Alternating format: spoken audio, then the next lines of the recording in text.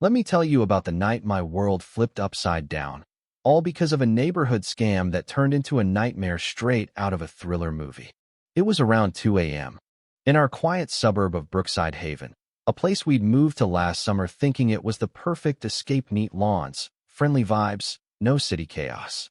But there I was, heart pounding, staring at this raging woman backed by two goons in cheap uniforms, yelling that we were under arrest for skipping out on some bogus community fees.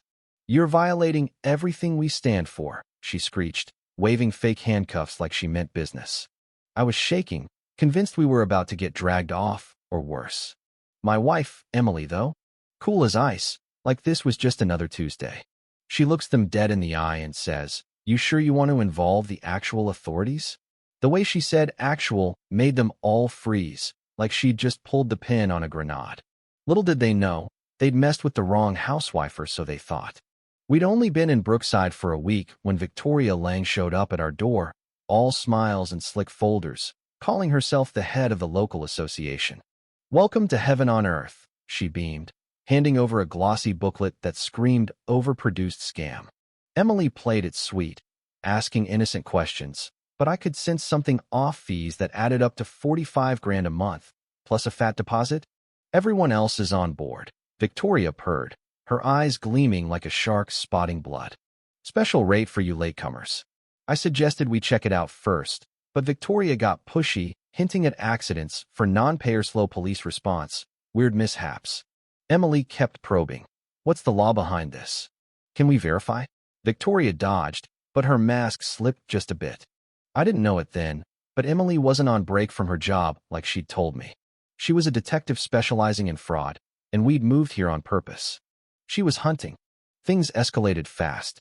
Victoria returned with Derek Voss, this bulky guy in an ill-fitting security getup, spouting threats about neighborhood risks. Emily grilled him on his credentials, and he bled no license, no real authority. Neighbors started peeking out, including Evelyn Harper, this tough 70-something widow who'd paid once and refused more. "Don't let him push you," she whispered. Emily caught Victoria in lies. "Different fees for different folks, phony discounts. Early bird for some, last chance for us." Emily asked sweetly.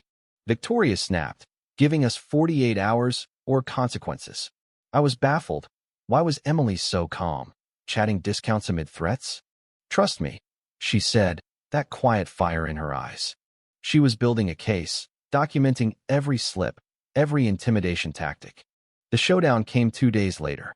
Victoria stormed back with her fake HOA compliance expert, and some dude with a phony badge demanding we pay or face the cops. Derek pretended to call authorities, but Emily pulled her phone. "Sergeant Ramirez, Detective Carter here. Backup needed at 1423 Maple Lane. Fraud and extortion in play." Victoria's smug grin vanished. "Detective? What the hell?" Real cops rolled up, badges shining. Emily flashed hers, explaining how Victoria had fleeced 25 families out of 400 grand over 3 years with her sham setup. Neighbors poured out, sharing horror stories. Elderly folks drained of savings, threats to call services on fixed incomes. Victoria denied it all, hyperventilating as handcuffs clicked. "This is a setup." I was helping, but Emily laid it out cold. Fraud, extortion, elder abuse. Derek bolted. Victoria got hauled away sobbing.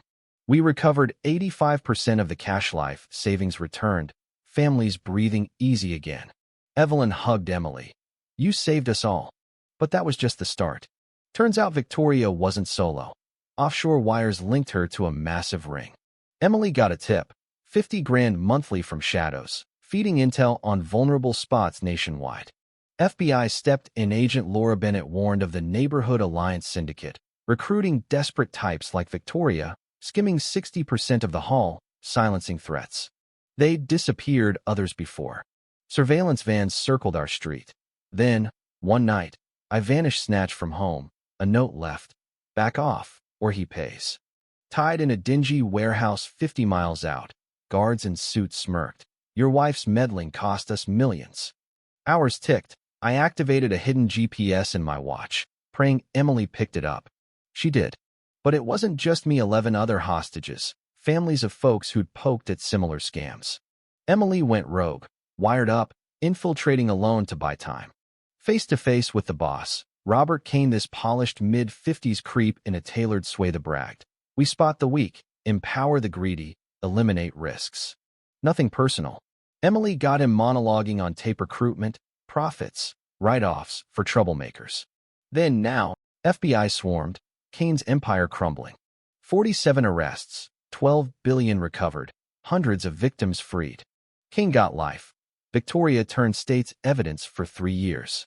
Brookside bloomed after barbecues, real watches, values soaring.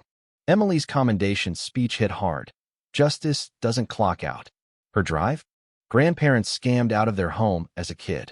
But our new neighbor, Rachel Klein, moved in suspiciously quick post-bust, glancing back too often. Coincidence? Or next threat? What if trusting authority blinds us to real predators? Should undercover ops risk families like mine? Drop a comment. Ever faced a scam that escalated this wild? Like if Emily's grit inspired you. Subscribe for more real-life twists. Could you spot the next Victoria in your hood?